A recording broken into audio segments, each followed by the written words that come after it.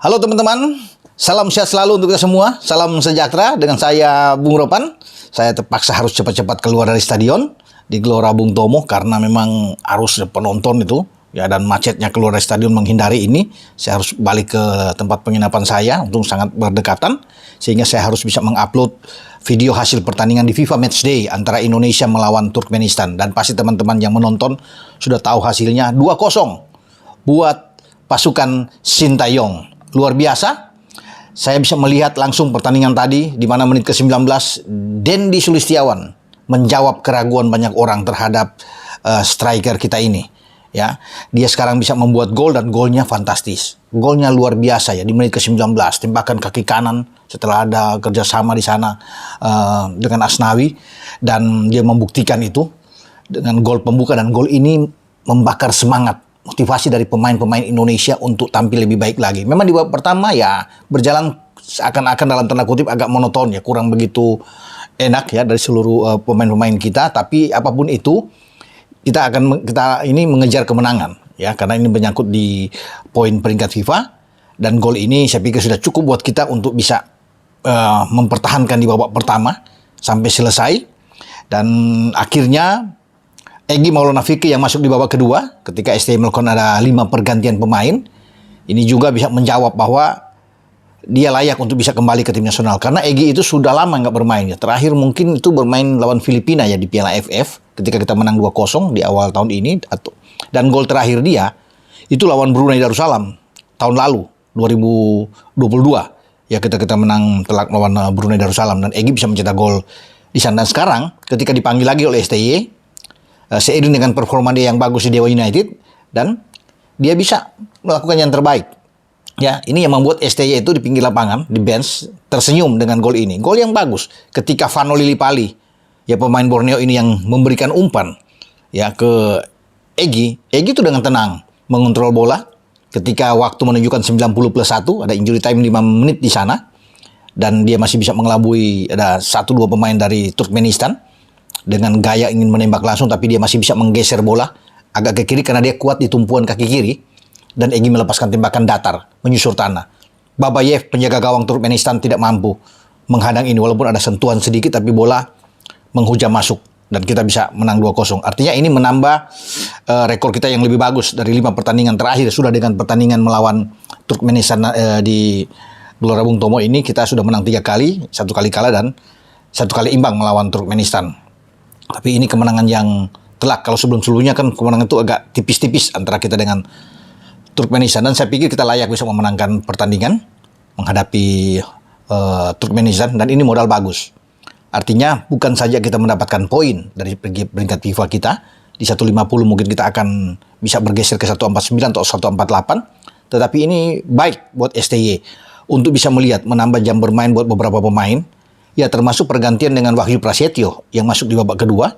Ya, ini membuat debut pertama dia bersama dengan tim nasional, pemain PSIS ini, dan oke lah ketika dia mengisi ada pergantian 2 pemain belakang yang dilakukan oleh STY. Sandy Walsh keluar dan Alfrena Dewanga juga keluar, dan Andi Setio masuk ya bersama dengan Wahyu Prasetyo untuk bisa mendampingi Jordi Amat. Jordi bermain sangat baik, sangat tenang sebagai seorang pemain yang syarat pengalaman.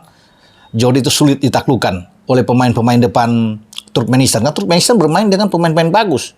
Ya, ada Ruslan Mingayev di sana, kemudian ada Elman, ya, Takayev di sana, ada Kirkisov yang bisa bermain. Bahkan Ahmed Atayev ya yang pernah bermain di Arema dan di Persela itu masuk di babak kedua. Dan mereka memang tim yang oke nih, ini tim yang bagus sebenarnya yang dibawa. Namun mereka tidak mampu untuk bisa membongkar juga pertahanan yang dibangun oleh Jordi Amat yang begitu kuatnya. Selain Sandi dan juga Afriana yang ditarik keluar, Ricky Kambuaya yang bermain kurang begitu bagus ya. Sejak di babak pertama juga banyak hilang bola juga. Itu ditarik, dan STY bisa melihat ini sangat jeli. Dia untuk bisa memasukkan ada Vano Lillipali, termasuk Egy yang dia masuk, Rahmat Irianto. Ini sebagai tandemnya Mark Klok dipertahankan tentunya. Ini pemain yang bagus di tengah ya, dia bermain dengan box to box yang oke ya, yang bisa dilihat ya. Adam Alis yang bermain juga. Jadi saya pikir walaupun ditarik keluar ya Adam, dan kita bisa melihat ada beberapa pergantian Dan STY sudah tahu apa yang harus dia lakukan dan dia bisa melihat Vano masuk, ya ada perubahan di sana.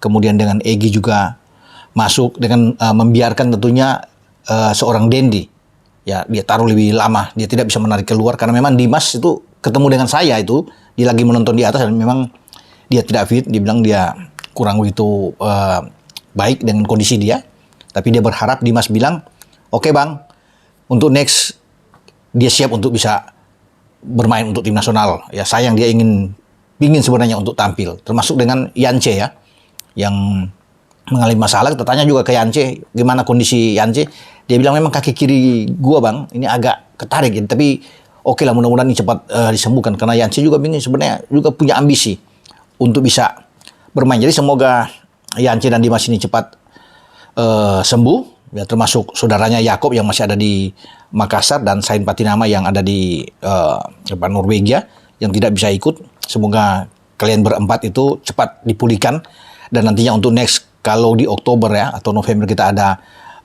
FIFA Matchday lagi, ya Anda bisa bermain untuk tim nasional. Tapi setidaknya apa yang ditampilkan oleh STY dengan pemain-pemain yang dia ambil, ya sudah bisa kita lihat bahwa tim kita sebenarnya bagus.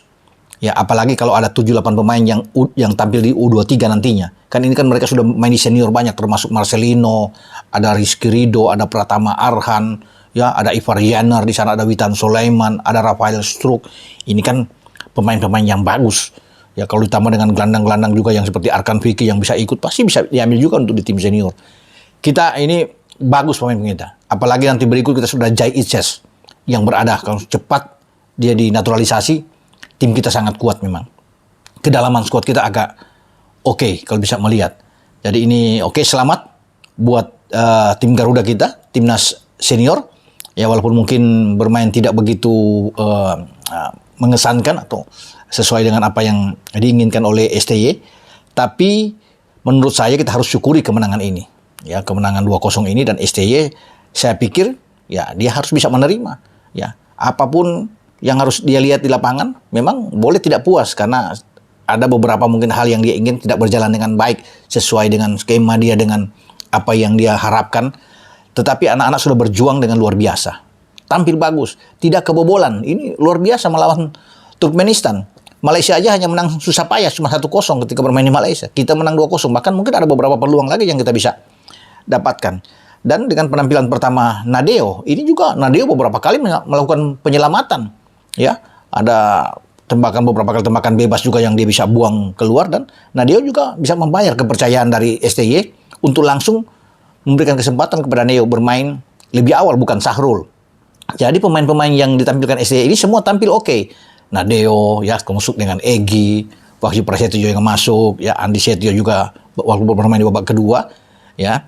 Ini oke. Vano juga tampil dengan baik di babak kedua, terutama dengan 1 assist terakhir terhadap Egy.